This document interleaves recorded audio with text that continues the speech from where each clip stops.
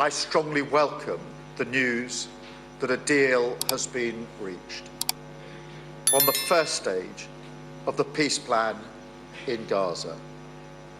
This is a moment of profound relief that will be felt around the world, but particularly for the hostages, their families, and for the civilian population of Gaza, who have all endured unimaginable suffering over the last 2 years.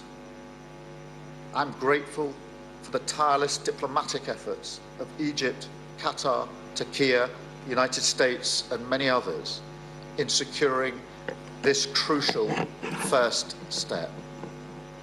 This agreement must now be implemented in full, without delay, and be accompanied by the immediate lifting of all restrictions on life-saving humanitarian aid to Gaza. There are moments in international diplomacy when world leaders must choose between caution and conviction, between the safety of ambiguity and the risk of taking a clear position. For Prime Minister Sir Keir Starmer, that moment arrived on Thursday in New Delhi, where he stood alongside Indian Prime Minister Narendra Modi and delivered what may prove to be one of the most significant foreign policy statements of his premiership. Speaking to assembled journalists thousands of miles from Westminster, Starmer did not hedge or equivocate. He strongly welcomed the Gaza peace plan, describing it as a moment of profound relief felt around the world. In doing so, he placed Britain firmly behind an agreement brokered primarily by American President Donald Trump, a figure with whom Starmer shares little political common ground but whose diplomatic triumph he now champions without reservation. Welcome to UK Decoded.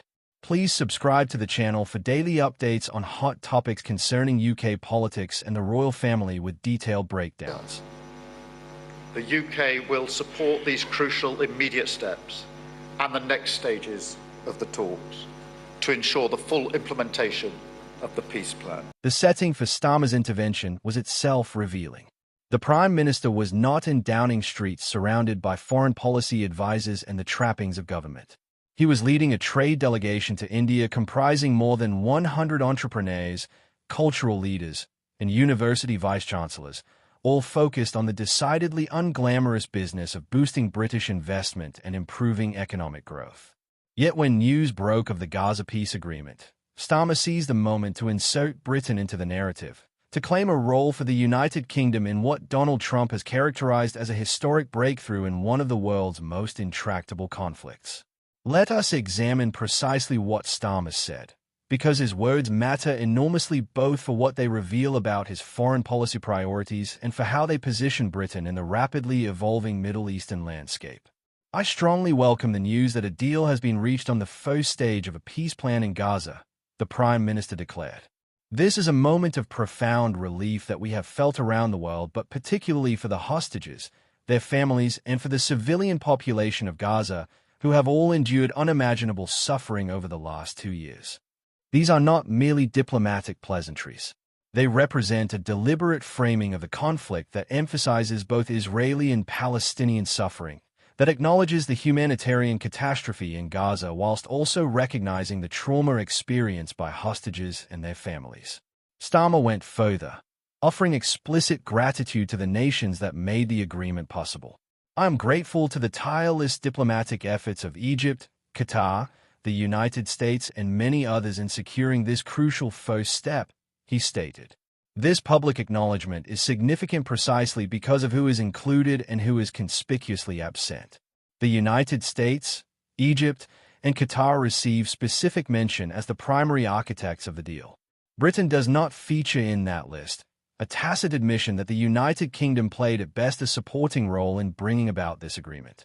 Yet rather than allow this to diminish Britain's relevance, Starmer immediately pivoted to assert what role his government will play going forward.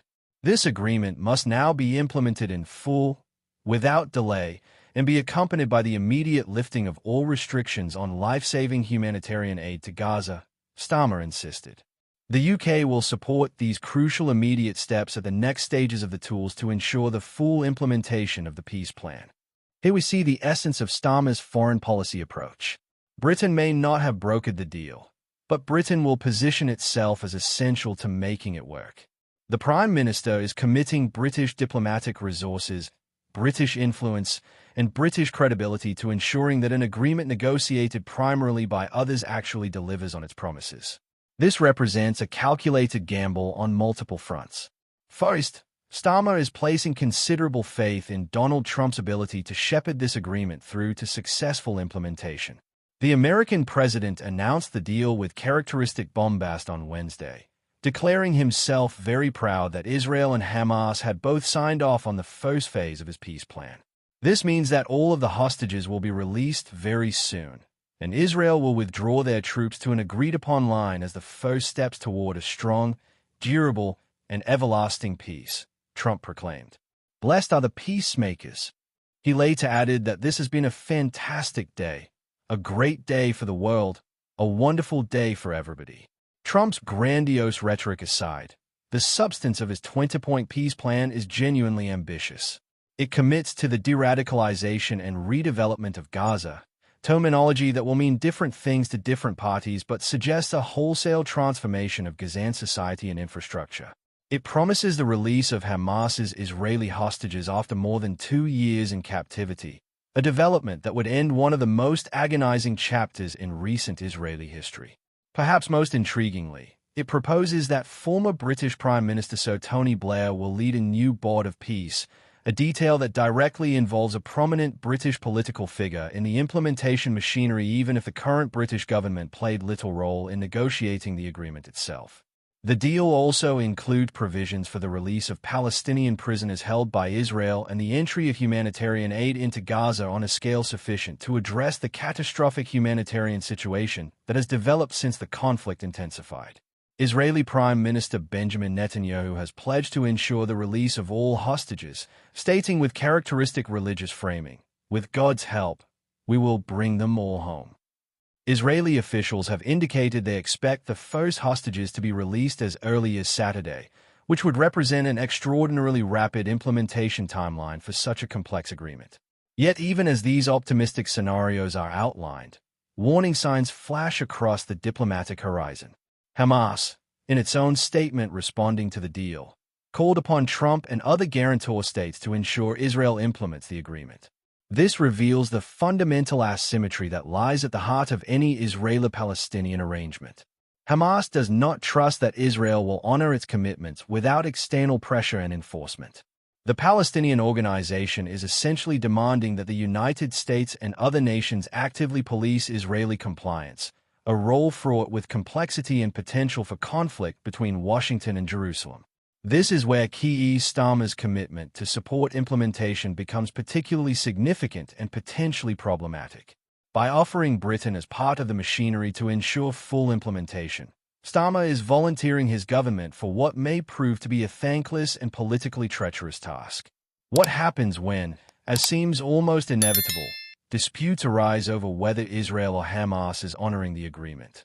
What happens when questions emerge about what de-radicalization of Gaza actually means in practice, or who controls the redevelopment process, or whether Hamas retains any political role in Gaza's future governance?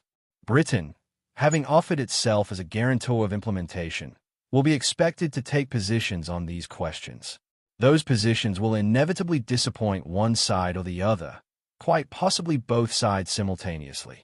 Starmer's decision to embrace this role so enthusiastically also reveals something important about his assessment of Britain's place in the world under his leadership. The Prime Minister clearly believes that Britain can and should play an active role in major international conflicts even when it was not central to resolving them. This marks a continuation of a long British tradition of inserting itself into global diplomacy through sheer force of will and historical prestige. Whether Britain retains sufficient influence to make this approach successful in the current geopolitical environment remains an open question. It is also worth noting the domestic political calculations underlying Starmer's position. The Labour Party has been deeply divided over Gaza since the conflict intensified more than 2 years ago. Significant portions of Labour's electoral coalition, particularly younger voters and British Muslims, have been profoundly critical of what they perceive as insufficient condemnation of Israeli military operations in Gaza. Starmer faced consistent pressure from within his own party to take a harder line against the Israeli government.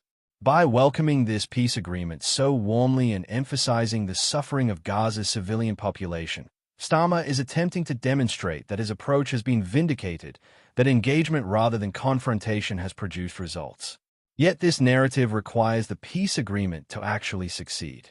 If the deal collapses, if hostages remain in captivity, if humanitarian aid continues to be restricted, if violence resumes, then Starmer's enthusiastic endorsement will look premature at best and naive at worst.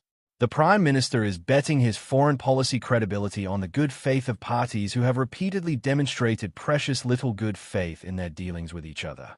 He is trusting that Donald Trump, Benjamin Netanyahu, and Hamas leadership will all honor commitments that run counter to the incentives and pressures each faces from their own constituencies. And Trump, despite his triumphant rhetoric, will soon discover that announcing a peace agreement is considerably easier than enforcing one. The American president may find himself caught between an Israeli government that believes it has not yet achieved its military objectives and a Hamas organization that views any diminution of its power as existential threat. Trump's stated desire to see Gaza de-radicalized and redeveloped sounds admirable in principle, but raises profound questions about who decides what constitutes radicalization and who controls the redevelopment process. These are not technical details to be worked out by diplomats. These are fundamental questions about power, sovereignty, and the future of Palestinian self-determination. Into this extraordinarily complex and volatile situation, Keir Starmer has volunteered Britain's active participation. He has committed his government to supporting not just the crucial immediate steps, but also the next stages of implementation. This is an open-ended commitment with no clear endpoint and no obvious exit strategy. It positions Britain as stakeholder in an agreement that could collapse at any moment due to factors entirely beyond British control. Yet Starmer clearly believes the potential rewards justify the risks. If the agreement succeeds, Britain can claim to have played a supporting role in one of the most significant diplomatic breakthroughs of the 21st century. British involvement through Tony Blair's leadership of the Board of Peace provides a direct channel for British influence over reconstruction and governance questions. The Prime Minister's statement from New Delhi also serves another crucial purpose. It demonstrates that Britain under Labour remains committed to active engagement in the Middle East despite the manifest failures and disasters of previous British interventions in the region. This is Starmer's answer to those who argue that Britain should adopt a more modest foreign policy focused primarily on European security and economic relationships. He is signaling that Labour's Britain will not retreat from global challenges, that the United Kingdom retains both the capacity and the will to shape international events even in regions where British power and influence have diminished considerably.